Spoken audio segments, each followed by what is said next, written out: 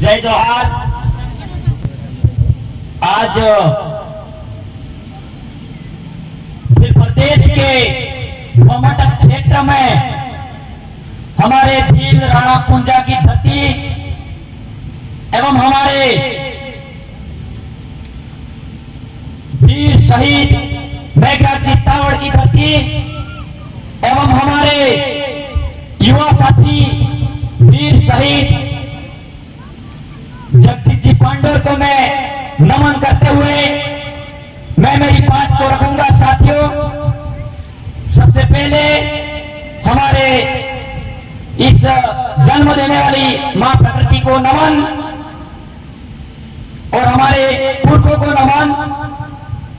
इस आदिवासी दिवस मनाने के उपलक्ष्य में आप इस आदिवासी क्षेत्र विस्तार में रहने वाले तमाम जाति धर्म के समुदाय के लोग, चाहे वो SC, ST, OBC, minority, general समुदाय को भी मैं हमारे आदिवासी परिवार की तरफ से एवं भील प्रदेश की तरफ से हमारे विश्व आदिवासी दिवस के पर्व के मौके पर आप सभी को हार्दिक जोहार अभिनंदन करता हूं। हमें आज कहीं ना कहीं महसूस हो रहा है कि हमारा समाज एक हो रहा है। साथियों, हमें कहीं ना कहीं सोचने समझने की जरूरत यहां है कि हम लोग इतनी भीड़ की रैलियों में एक दिखते हैं, हम लोग पार्टियों की रैली में एक दिखते हैं, लेकिन हम लोग इस देश के मालिक हैं यहां भी कहते हैं। लेकिन आप सभी एक दफे एक कदम पीछे रख के आपके संविधान को, हमारे संविधान को, अगर हमारे उसमें प्रावधानों को देखे, हमारे आंकड़ों को देखे, हमारे आदिवासियों का आंकड़ा जनगणना के कॉलम में और जनगणना में हमारी संख्या कहां तक है, यह सबसे पहले महसूस करने की जरूरत है साथियों। क्योंकि हम लोग कहते हैं हम इस देश के मालिक हैं। मालिक वो व्यक्ति हो सकता है यानी कि जिस भूमि के टुकड़े पर 100% आबादी रहती है वो इस भूमि का मालिक हो सकता है, ये प्रावधान होता है। तो हमारे वाले पुरखे थे वो आपका 10वीं शताब्दी, 12वीं शताब्दी, 13वीं शताब्दी, 15वीं शताब्दी में राजा हुआ करते थे। उस समय भी प्रदेश टेरिटरी का एरिया और हमारे पूरे भारत देश में जब 1913 मानगढ़ की लड़ाई, 7 मार्च 1922 और लिलुड़ी बर्दी सिरोही की जो घटना को हम अवलोकन करते हैं तो हमें महसूस होता है कि उस समय इतनी तकनीकी सुविधाओं का अभाव होने के बावजूद भी हम लोग एक हुआ करते थे। अंग्रेजों के शासनकाल में भी हमारी एकता स्थापित थी। तो हमें कहीं ना कहीं ये सोचने समझने की जरूरत है कि हम लोग अभी पीढ़ी के जो अभी वर्तमान में युवा है, वर्तमान में जो सामाजिक लीडर है, हमारे समाज का नेतृत्व कर रहे हैं, उन लोगों को सोचने समझने की जरूरत है कि हम लोग कितने प्रतिशत रहे हैं, पुरखे महान थे या हम महान हैं, ये बात सोचने की जरूरत है साथियों। उस समय शिक्षा का अभाव था, फिर भी हमारे वाले 100% थे। उस समय शिक्षा का अभाव था, फिर भी हमारे आदिवासी क्षेत्र में आदिवासी समुदाय, भील, बिलारा, गोंड, सभी गोत्र समुदाय, आदिवासी समुदाय 100% हुआ करता था। लेकिन अभी के जमाने में आज नहीं है वो। आप इस चीज को गौर करेंगे तो आपको महसूस होगा, किताबों में पढ़ने से आपको शिक्षा मिल सकती है साथियों। नारेबाजी करने से हमारी सामाजिक एकता एक हो सकती है, लेकिन हम आंकड़ों में मारे जाते हैं, ये हमें सोचने की जरूरत है। आंकड़ों में मारे जाने से मतलब है कि हम उस आंकड़ों में कम हो जाते हैं तो हमारा जो प्रावधान होता है आरक्षण का, वो प्रावधान होता है वो हमें सीटें पूरी तरीके से मिल नहीं पाती है। तो आपको मैं बताना चाहूंगा, स्वतंत्र भारत की पहली जनगणना 1951 में क्षेत्र में भूमि के किसी भी टुकड़े में रहने वाले, चाहे वो पशु हो, चाहे किसी भी जीवों की, मानव समुदाय की सर्वे में, हमारे मानवों का सर्वे सबसे पहले भारत में 1951 में हुआ। तो उन 1951 के सर्वे में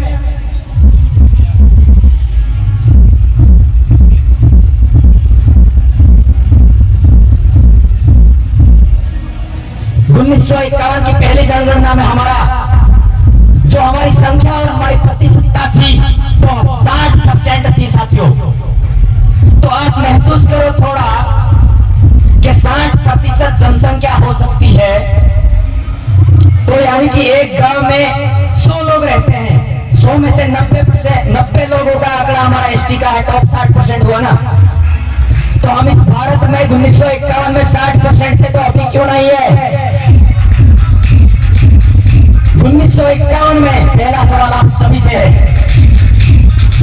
इस जजम पर बैठे तमाम मेरे बुद्धिजीवी वर्ग के लोग, कर्मचारी वर्ग के लोग, सभी वर्ग समुदाय के, जाति धर्म समुदाय और सभी बैठे मेरे युवा भाइयों से मैं आह्वान करना चाहता हूं कि 1951 में हम लोग 60% थे, तो अभी की जनगणना जो वर्तमान स्थिति चल रही है वो 8% पे आकर हम टिक गए हैं, मात्र 8%।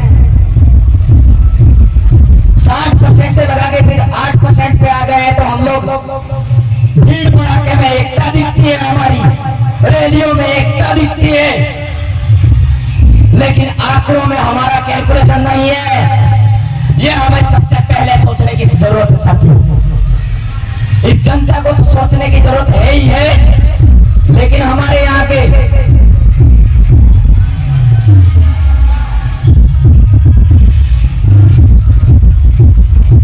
डीजे की आवाज थोड़ी बंद करा पीछे।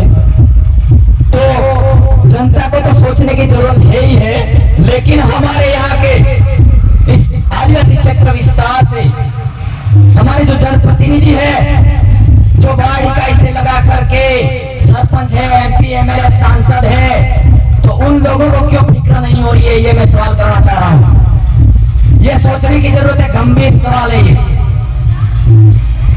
अगर 8% से अपन 0% पे आ गए तो क्या स्थिति होगी? जो भाई तुम एमएलए बन रहे हो, जो भाई सरपंच बन रहे हो, जो भाई सांसद बन रहे हैं, सांसद तो ठीक है, ये जो जमीन 1 इंच का टुकड़ा भी नहीं बचेगा साथियों, 0% पे आ गए तो। अगली घड़ी पे जाने की तो दूर की बात, लेकिन जो जमीन का टुकड़ा है वो भी हक छीन जाएगा साथियों। इसीलिए हमें इस सवाल पे हमें अंदर तक जाए तो हमें महसूस होता है क्यों हम इतने कम हुए। क्योंकि हम लोग आदिवासी है ये कहना कतई पसंद नहीं करते थे। आज से 20 साल पहले या 10 साल 5 साल का रिकॉर्ड उठा दे, कितने लोग मानते थे आदिवासी है, यूं हाथ खड़ा करते हुए देखा ईमानदारी से। 1 2 3 5 साल से बदलाव होने के बाद में या 6 साल से बदलाव होने के बाद में कितने लोग आदिवासी बड़े फक्र और गर्व से कहते हैं ये हाथ खड़े हो। खूब खूब जोहार आपका। कहीं ना कहीं हमारे इस आदिवासी प्रदेश टेरिटरी में जो भवर दादा का और कांति दादा का जो वैचारिक आंदोलन चला, सामाजिक आंदोलन चला, उसमें ये हमें कहीं ना कहीं बहुत ही सामाजिक जानकारी मिली, शिक्षा की जानकारी मिली, संस्कृति की जानकारी मिली और संवैधानिक हक अधिकारों की जानकारी मिली। तब जाके हमें महसूस हुआ कि हमें बोलना है, आदिवासी है यहाँ। लेकिन कोई कहना नहीं पसंद कर रहा है। हम लोग टूटे क्यों? पहला सवाल, हम लोग अलग अलग क्यों हुए? ये बात सोचने समझने का विषय है साथियों। सब कोई बाजार में मिलता है, हम आपके साथ हैं आदिवासी, अरे साथ रहने की जरूरत नहीं, हम आंकड़ों में खत्म हो रहे हैं, उसका क्या करें? ये सवाल आप सभी से। आंकड़ों में खत्म हो रहे हैं, फिर हमारे लड़के पढ़ लिख कर क्या करेंगे? आंकड़ों के प्रावधान के लिए हमें बोलना होगा। आंकड़ों में हमारी 60% अभी हो सकती है क्या? आप बताओ। हम जो पहले 1951 की जनगणना में 60% थे, क्या अभी आप में इतनी ताकत है क्या आप वापिस 60% रजिस्ट्रेशन इंक्लूड कर सकते हो जनसंख्या में? क्या हम 60% हैं? कोई नहीं बोल बोलता साथियों। हमारे वाले लोग, पहला इसका उत्तर है, हमारे वाले लोग जाति धर्मों में बट गए। नंबर एक बात। और हमारे वाले लोग पूजा शक्ति में बटे हुए हैं, भक्ति शक्ति में। हाँ तो कोई तो के ना मंदिर जगह है मोड़ को, ऐसे कोई तो घर पे जाते पानी भी नहीं पीते। ऐसी स्थिति है हमारे वाले लोगों की। इस मनमुटाव से आप दूर दूर भटक रहे हो। आपका दिमाग अभी तक खोपड़ी ठिकाने नहीं आता, या हम कागजों में खत्म हो रहे हो तो। लेकिन तुम्हारे जो खुद के, मैं किसी जाति धर्म को संबोधित करते हुए, मैं किसी जाति धर्म समुदाय संबोधित करते हुए ना किसी बुराई करूंगा, ना क्यों बुराई करूं? क्योंकि समस्या हमारे आदिवासी समुदाय में है, समस्या भी हमारे पास है, समाधान भी हमारे पास होना चाहिए। क्योंकि दूसरी कौम समुदाय का हम विरोध क्यों करें भाई? समस्या हमारे पास है। और तीसरे नंबर की बात, हमारे वाले लोग राजनीतिक पार्टियों में बटे हुए हैं। साफ साफ खुले मन से कहना चाहता हूं, हम कर्मचारी होने के नाते भी जीवन भर राजनीति नहीं करेंगे, लेकिन हम खुले मन से हमारे इस आदिवासी क्षेत्र विस्तार में रहने वाले हमारे भाइयों को निवेदन करना चाहते हैं, अपील करना चाहते हैं। साथियों, इस तरीके से क्यों बट रहे हो ये मैं कहना चाहता हूं। हमारे पुरखों की जाजम व्यवस्था थी, स्वशासन व्यवस्था, कस्टमरी लॉ सिस्टम। और आदिवासी क्षेत्र विस्तार में 244(13)(3) का आदिवासी क्षेत्र विस्तार में रहने वाले लोगों को, अनुसूचित क्षेत्र में रहने वाले लोगों को विधि का बल प्राप्त था, संविधान में प्रावधान है। आप तो आपकी जनसंख्या के गोलों की और जनसंख्या के आंकड़ों की नहीं सोच रहे हो, तो वो प्रावधान क्या देखोगे? और फिर हमारे वाले भाई कोई एक ग्रुप में यूं बैठ गए, कोई एक ग्रुप में यूं बैठ गए। मैं किसी ग्रुप और जाति विशेष बात नहीं कर रहा हूं, लेकिन हमारे वाले लोग बिखरते गए, एक कभी नहीं हो पाए। तो अगर हमारा ये बोलना भी तब सार्थक सिद्ध होगा, हम सब एक जाजम पर बैठ के एक निर्णय करेंगे। अगर कोई समस्या हमारे समुदाय पर आ जाती है तो आपसे पहला सवाल है, हमारे इस आदिवासी क्षेत्र विस्तार में, पूरे भारत में आदिवासियों के ऊपर शोषण अत्याचार होते हैं, कोई नहीं बोलता है। हमारे इस भारत में 4135 MLA हैं, लेकिन मणिपुर में जो घटना हुई, स्पष्ट खुले मन से कहना चाहते हैं, मणिपुर में जो घटना हुई, महिला बहन बेटियों का अत्याचार हुआ, शोषण हुआ, रेप हुआ, लेकिन कोई नहीं बोलता है। हमारी वाली बहन बेटी और भाई है जो स्टेटस लगा देते हैं मोबाइल पे, तुम्हें शर्म आनी चाहिए। उस बहन के लिए शासन प्रशासन को अनुशासित होकर, एक होकर आप शासन प्रशासन को अवगत करवा सकते हैं। हमारे इस आदिवासी क्षेत्र से भील राणा पुंजा, यानी कि हमारे आदिवासी क्षेत्र विस्तार में हमारे वाले आदिवासी लोग हैं जो सभी धर्मों का सम्मान करते थे, इज्जत करते थे, जियो और जीने दो को लेकर चलते थे। यानी कि हमारे इस आदिवासी क्षेत्र विस्तार में सभी समुदाय को संरक्षण करने का काम आदिवासियों ने किया है, चाहे वो किसी भी समुदाय के साथ में। महाराणा प्रताप के जो हल्दीघाटी के युद्ध में आदिवासियों ने बढ़ चढ़कर हिस्सा लिया, क्योंकि हमारे वाले लोग चाहे कैसा भी व्यक्ति होगा, उसके मान सम्मान और उसके अगर शोषण होता है तो खिलाफ खड़ा हो जाता है। ऐसी हमारी कौम है, तो हम क्यों नहीं समझ रहे? हमारे वाले इस क्षेत्र से भील राणा पुंजा के बाद अगर दूसरा नाम आता है तो मेघराज चित्तावड़ हमारे से पहले, मतलब 20-25 साल पहले और 6-7 साल पहले यहाँ आदिवासी क्षेत्र विस्तार में जो भी समस्या होती थी, उस समस्या को लेकर शासन प्रशासन को अवगत करवाते थे। वैसा का वैसा कारवां चलता गया। अभी हमारे इस क्षेत्र में मेरे भाइयों चिल्लाते चिल्लाते कोई नहीं समझता है, कोई नहीं समझता है। इंसान की कदर तब करता है कि इंसान की मौत हो जाती है, शहीद हो जाता है। मैं खुले मन से कह रहा हूं, आपके अंदर आदिवासियत का जमीन जिंदा है तो आप महसूस कर सकते हो। किसी व्यक्ति की वैल्यू मरते दम तक करते हो, मर जाने के बाद में कदर करते हो, वो आदमी ऐसा था। मैं ऐसे समाज को धिक्कार है, क्यों ऐसा महसूस करते हो?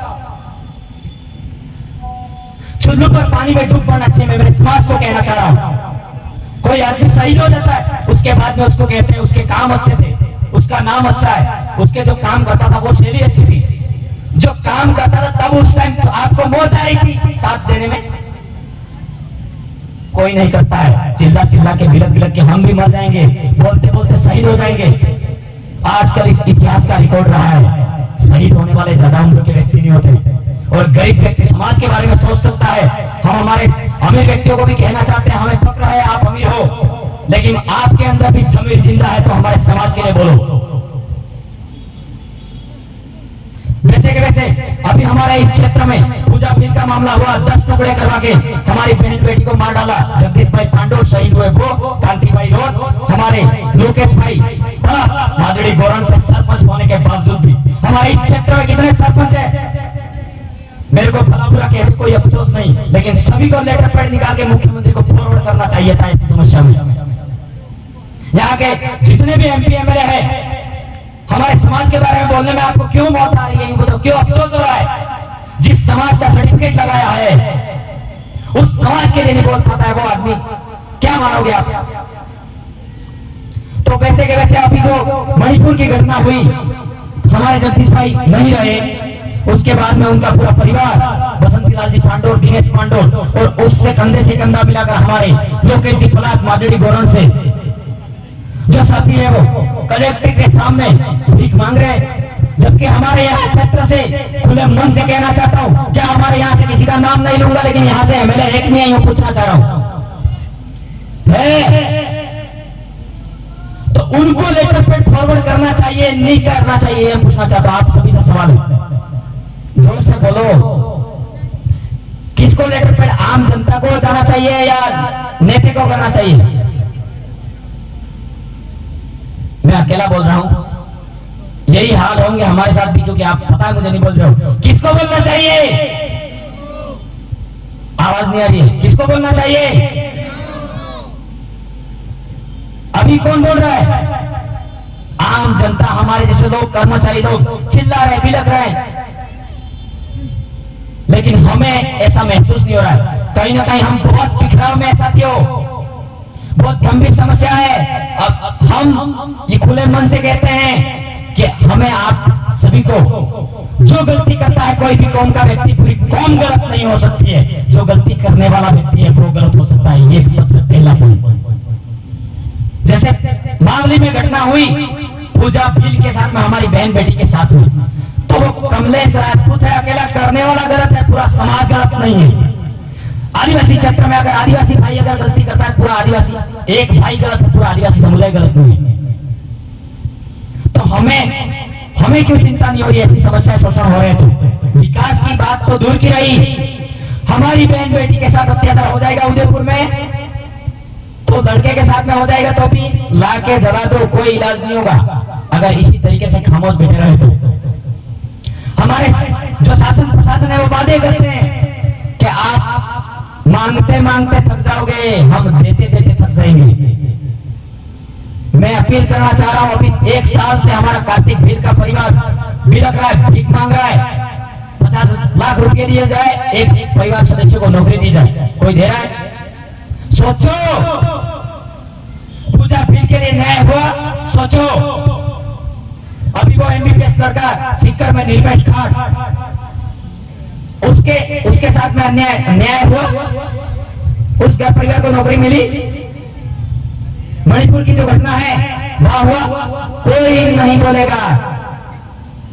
हमारे वाले लोग तो पढ़े लिखे लोग भी ऐसे सोचते हैं, जनता बोलेगी। वो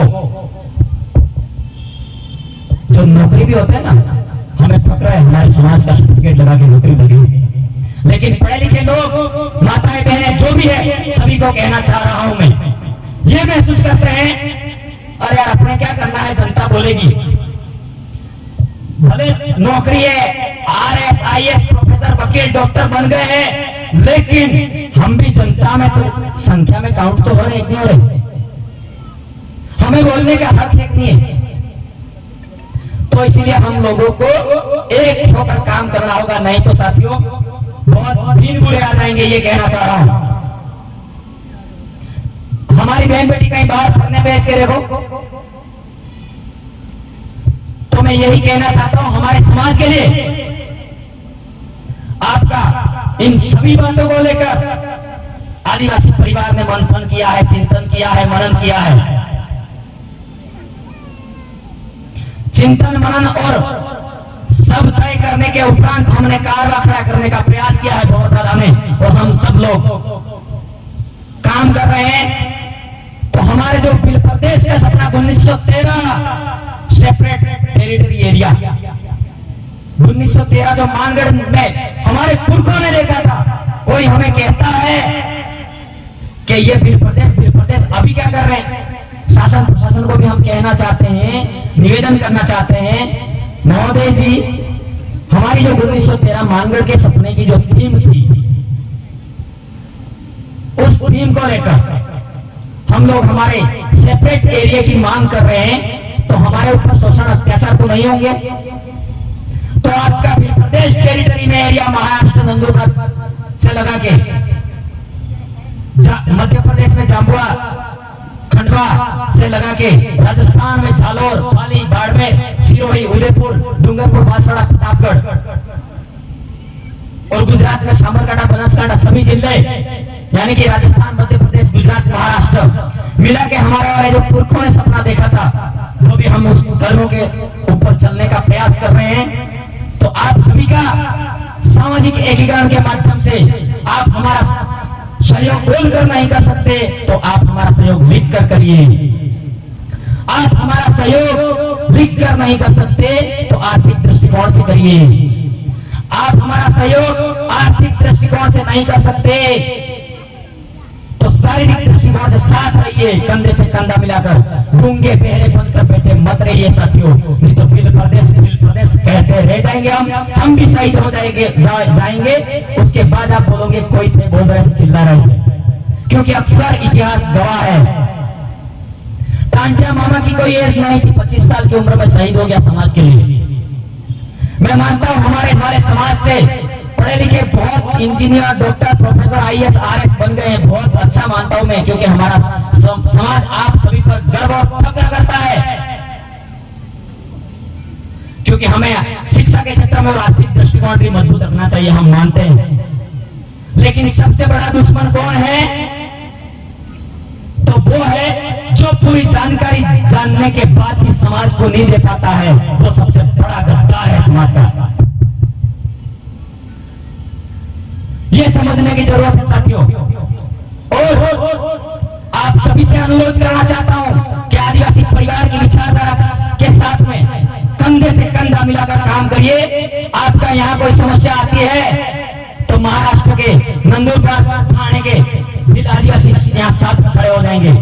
आपके साथ यहाँ समस्या आती है, जाम्बुआ, मध्य प्रदेश, रतलाम, नीमच के आदिवासी भाई साथ में खड़े हो जाएंगे। आपका वहाँ कोई समस्या होती है, झालोर, बाड़मेर, सिरोही, पाली के एक जाजम पर बैठकर हम निर्णय ले सकेंगे कि हम शासन प्रशासन से क्या मांग करते, कोई समस्या हो जाती है तो।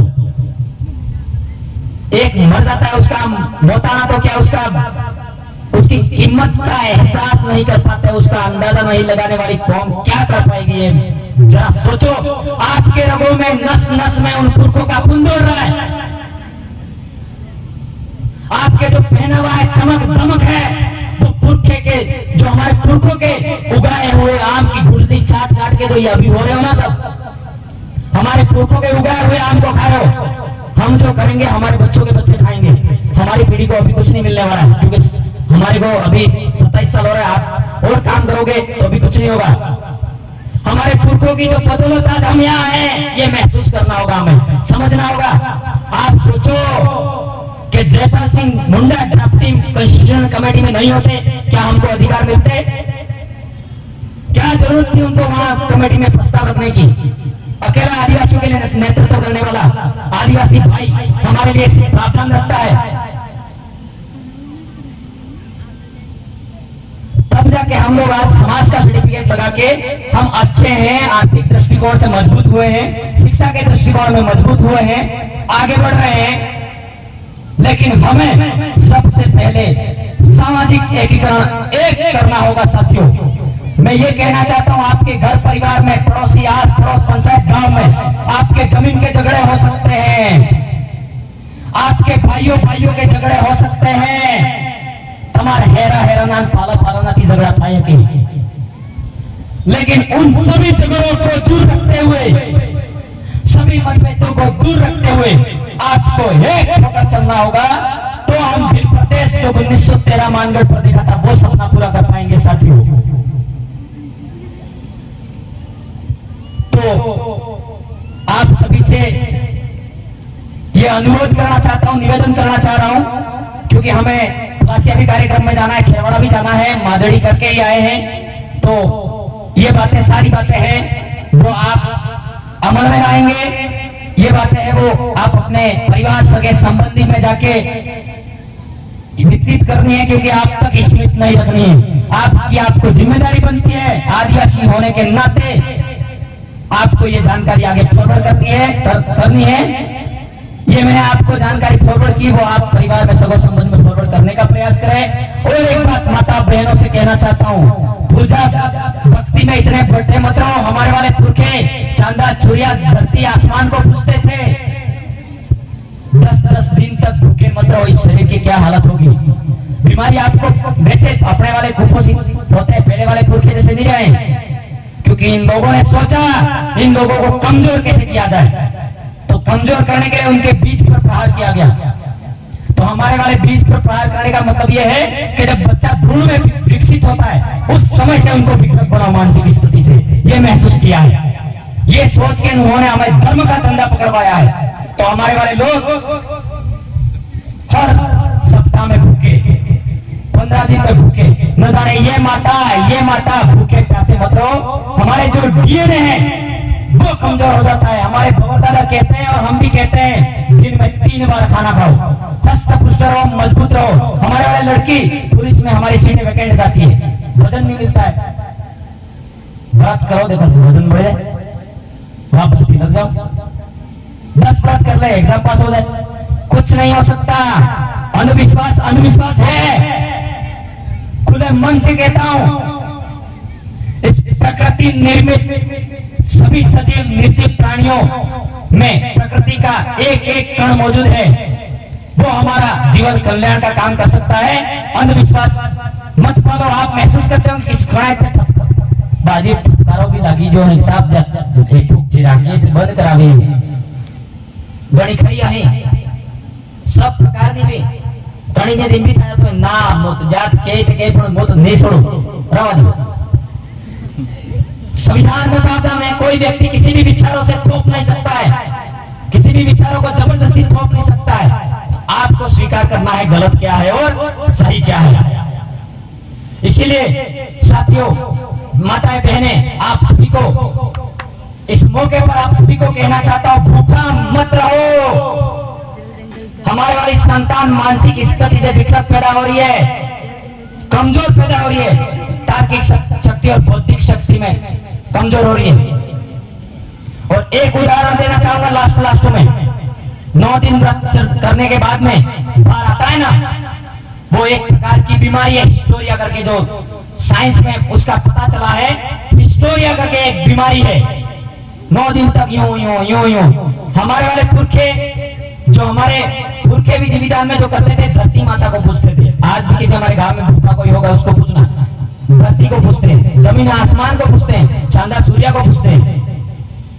लेकिन जो लड़कियां जो अभी नाटक कर रही है ना, वो बंद कर दे, क्योंकि यूं तो मैं खुले मन से सभी इस पंडाल में बैठे सभी लोगों को कहना चाहता हूं, अगर वो माता है यानी कि गॉड, तो आरपीएससी की एग्जाम में उसको बिठा दो, 200 के 200 प्रश्न राइट कर लेनी चाहिए, तो मैं उसकी माता मानू चाहिए। उसको आरएसटी एग्जाम में बिठा दो, 300 ऑब्जेक्टिव क्वेश्चन तो 300 के 300 राइट कर देने चाहिए। नहीं, अभी मैं उसको पूछूंगा, क्या कहेंगे, सवाल क्या आएगा, सेतराजाई बेटा मारे साड़े नखी छोड़े, क्या कहेंगे ज्यादा से ज्यादा, सेतराजाई बेटा साड़े सड़े रखे, ये कह सकती है वो कोई भी, क्योंकि हमारे समाज को आज से नहीं, सदियों से इस तरीके से धार्मिक अंधविश्वास पाखंडवाद में इस दिमाग में भर रखा है। तो कोई लोग सही रास्ते जाने के लिए कहता है तो नहीं आएंगे, चाह कर भी नहीं आएंगे।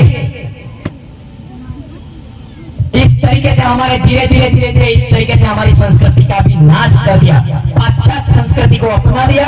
हमारी जो खुद की संस्कृति थी वो बाद में हमने वापस दूसरों को दे दी।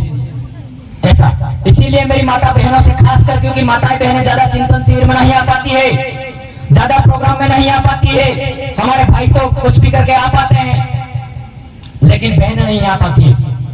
क्योंकि महिला को, हमारे बालिका को इसलिए बताना जरूरी होता है क्योंकि एक पीढ़ी तो सही, दूसरी पीढ़ी में भी वो ज्ञान ट्रांसफर करने की उसकी क्षमता रहती है।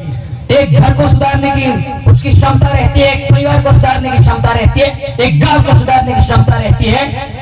वो बेटी दूसरे गांव में जाती है तो दूसरे गांव परिवार को, फले को सुधारने का काम करती है। इसलिए हम सबसे पहले हमारे माताएं बहनें लड़कियों को इसकी जानकारी पूर्ण तरीके से देना चाहते हैं, क्योंकि हमारे माताएं बहनें हैं वो इस अंधविश्वास में मतलब पड़ी हुई है ज्यादा से ज्यादा।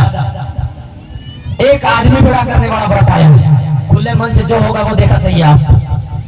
आप आओ नहीं आओ खुले, मेरे लिए कोई दिक्कत नहीं, लेकिन खुला कहता हूं आप दिशा में जाते हैं, चाहे हमारे समाज का नौकरी वर्ग का व्यक्ति हो, चाहे कैसा भी व्यक्ति हो, हमारे समाज को संबोधित करने का हक है हमें। इसीलिए आप सभी को मैं तहे दिल से आभार जोहार प्रकट करना चाहता हूं। आप सभी ने सुना, कई सारे वक्ता है, कीमती बातें कहेंगे, आप सभी को ध्यान पूर्वक सुनना है। और ये सूचना आई है, 2 बच्चे घूम गए हैं, रविंद्र और शाही लाहरी। कहीं भी हो तो स्टेज पर आ जाए। रविंद्र और शाहिना, रविंद्र और शाहिना स्टेज पर आ जाए। यहाँ इनकी बहन इंतजार कर रहे हैं। चलो मिलिए। तो मेरी माता बहनों से गुजारिश है, आप सभी, जैसे मैं बात छूके गया एक बात, वो आदमी बुरा करने वाली भी कर देता हूँ। मेरी बहनें हैं वो अभी भी इतनी भोली मत रहो। हमारे वाली महिला है जो पूरे दिन रोटी खाना काम कर खाना भी लास्ट में पूरे परिवार और बच्चे सब खा जाते हैं, उसके बाद में खाना खाती है। फैक्ट तो खा जाते हैं लास्ट वालों बॉय, जैसे तैसे। सही कह रहा हूं कि नहीं कह रहा हूं? लास्ट में जैसे तैसे मिला नहीं मिला तो भी खा के सोचो। लेकिन हमारे वाली महिलाएं, आप सोचो इलेक्ट्रिक मशीन या कुछ भी चीज है या तकनीकी का जो भी संसाधन है उसके अंदर ऑयल होगा तो वो चलेगा। आप जो व्रत करते हो भूखा रखने वाला आदमी बड़ा करते हैं, यूं कहते हैं आदमी उम्र बड़ी हो जाती है, यूं कहते हैं वो। तो मैं यूं कहना, तुम पूरे दिन भूखे रहते हो, पानी तक नहीं पीते हो। आपके शरीर के अंदर जो कोशिकाएं हैं, एक कोशिकाओं से मिलकर हमारा शरीर बना है। हमारे शरीर में एक रक्त का कण मौजूद है, हृदय है हमारे अंदर। न जाने कितने जो हमारे शरीर में जो कोशिकाएं है, वो कोशिकाएं पानी मांगती है कि नहीं मांगती है। हम लोग इतने अंधविश्वास में के देखा देखी भक्ति वो करती है, इसका मतलब ना इन्हें लाल हाड़े लीजित मारे थे जूझे जे पेरे वो तुम पेरो दे पुची रहो। अगर ईमानदारी से आप अगर आदिवासी हो तो खाना खाइए, अच्छे रहिए, अच्छे पहनिए। हमारे लड़कों को शिक्षा दीजिए, वैज्ञानिक दृष्टिकोण की ओर आगे बढ़ाइए, तार्किक दृष्टिकोण की ओर आगे बढ़ाइए। हमारे लड़के doctor, engineer, professor, IAS, RS बनाने में गृहिणी का, माता पिता का, परिवार का, समाज समुदाय का बहुत अहम रोल रहता है। इसलिए आपसे निवेदन करना चाहता हूं, तो आप ये सभी अंधविश्वास वाली बातें एक साइड में रख के शिक्षा के मार्ग को अपनाना है आपको। मैं हमारे वाले भाइयों को विशेष कहना चाहता हूं, जब बोले जाता है कुछ नहीं होता है, नशा नहीं करना है आप लोगों को। बहनों को तो कह दिया, आपको भी कह देता हूं, नशा बिल्कुल नहीं करना है। नशा करने से भी हमारे जो शरीर में जो हार्मोन्स और जो हमारे जो कोशिका होती है वो कमजोर हो जाती है मेरे साथियों। उससे जो हमारी संतान की उत्पत्ति होती है वो भी कमजोर और विकृत होती है। खुले मन से कहना चाह रहा हूं, पत्थर पूछ के मर जाओगे मेरे भाइयों, कई समस्या हो सकती है, मैं मानता हूं। लेकिन नशा मत करो मेरे भाइयों। शुरू से इतने इतने बच्चे होते बीड़ी पीने लग जाते हैं। क्यों पीते हैं? क्योंकि घर पे मामा मेहमान आए, लड़के को भेजते लेने, जा सुरा ले आओ। आज जमाना है, पहले वाले हमारे पुरखे थे, वो बाप दादा और बड़े बुजुर्गों का सम्मान करते थे, एक खाट में नहीं बैठते थे। बीड़ी तो ठीक है, खाट के ऊपर भी नहीं बैठते थे। हमारे बड़े बुजुर्गों का मान सम्मान मर्यादा थी, आज नहीं है। बाप और बेटा एक खाट में बैठ के बीड़ी सिगरेट और दारू पीने की लत लगी हुई है हमारे समाज को। और फिर गाड़ियों पे इधर से इधर दौड़ने में हमारे समुदाय को हानि हो रही है। तो चिट्ठी भी आ गई है। आपने मुझे ध्यानपूर्वक सुना, समय दिया। आप सभी इस भ्रमण क्षेत्र के निवासियों को, प्रदेश निवासियों को, आप सभी को तहे दिल से जोहार, आभार। जय जोहार, जय आदिवासी, जय प्रदेश, जय टांटे मामा।